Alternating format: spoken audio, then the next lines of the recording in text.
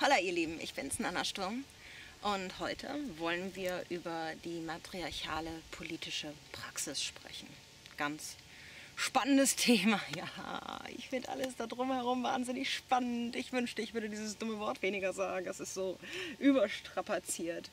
Aber wenn es irgendwas gibt, was ich spannend finde, dann ist es echt dieses Thema. Na gut, politische Praxis im Matriarchat bedeutet Basisdemokratie.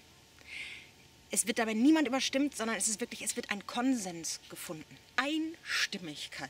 Ja? Also, wie stellen wir uns das konkret vor? Wir gehen ja davon aus, was heißt wir gehen davon aus? Also es existieren ja diese Matriarchate. Auch heute gibt es Matriarchate, die also mit dieser Konsensbildung ihr Dasein gestalten. War früher natürlich weiter verbreitet. Es gibt dann also einen Clan, wo, was weiß ich, sagen wir mal, 20 Leute wohnen da zusammen in diesem Clan. Und das ist natürlich die kleinste Einheit, die sich über irgendwas einigen muss. Nehmen wir mal an, ein Fußball soll angeschafft werden. Ja?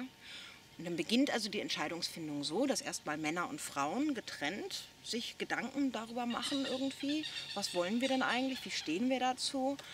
Und das ist einfach, damit halt nicht irgendwelche Bedürfnisse von vornherein zu wenig Gehör kriegen oder so, ja. Also die kommen dann natürlich zusammen und verständigen sich, haben aber vorher schon mal eine Position für sich gefunden. Dann geht es aber natürlich darum, einen Konsens zu finden, und ich würde sagen, in dem Fall dürfte das gar nicht so schwierig sein.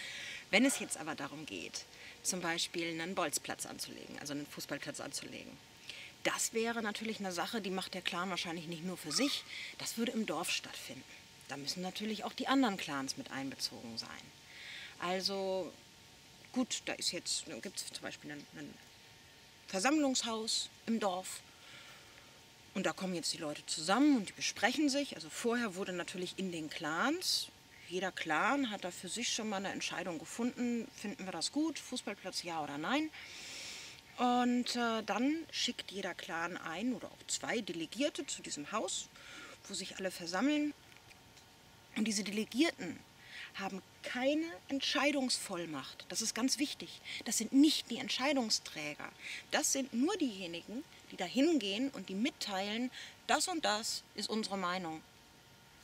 So, und genauso gehen die halt auch wieder zurück, nachdem sie sich da ausgetauscht haben und wissen, aha, okay, das sind also lauter neue Positionen und vielleicht auch ganz neue Sachen, die man nochmal bedenken muss, auf den Tisch gekommen. Der Delegierte geht also dann wieder zurück in seinen Clan und erzählt, so und so sieht das aus. Oh, aha, ja gut, aber wenn das so ist, so. Dann kommen die also zu einem neuen Beschluss. Und der Delegierte muss dann also so lange hin und her laufen, bis in dieser Versammlung ein einstimmiger Beschluss gefasst ist, sprich ein Konsens, wo alle wirklich sagen können, okay, da gehe ich mit. Das ist, ja, so können wir es machen. Wenn jetzt allerdings ein Stadion gebaut werden soll, ja, ein Fußballstadion, dann ist das eine Sache von einer Region. Das macht nicht das Dorf alleine. Da sind also dann viele Dörfer, viele Gemeinschaften, die da zusammen diesen Entschluss tragen müssen oder halt auch nicht. Da wäre es so, also die Entscheidungsfindung beginnt wieder im Clan.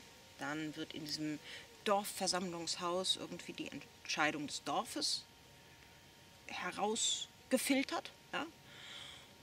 Und dann geht ein Delegierter des Dorfes, geht dann irgendwie los, und da gibt es dann also irgendwo den Punkt, wo sich die Leute aus der Region treffen, also die Delegierten von den unterschiedlichen Dörfern treffen sich, und dann wird dort genauso wieder drüber geredet, wie machen wir das, wer will was. Weg zurück in die Dörfer, dann wieder Weg zurück in die Clans und so weiter und so fort. Das hört sich vielleicht jetzt erstmal kompliziert an. Aber ich glaube, das ist also wirklich nicht der Punkt, dass man da sagt, irgendwie, ja, das dauert zu lange. Haben wir alle irgendwie schon so oft erlebt, dass in unserem System, gerade so wie es jetzt ist, es manchmal wahnsinnig lange dauert, da irgendwo eine Entscheidung zu fällen, weil irgendwie sich keiner befugt fühlt oder weil halt irgendwelche Lobbyisten irgendwelche Entscheidungsfindungen torpedieren und so weiter und so fort. Also ja, und dann kommt jetzt, hier und heute in unserem System halt dann irgendwie zum Schluss eine Entscheidung raus, die halt an der Meinung oder an den Wünschen der meisten Menschen sowieso völlig vorbeigeht. Das ist also alles Banane.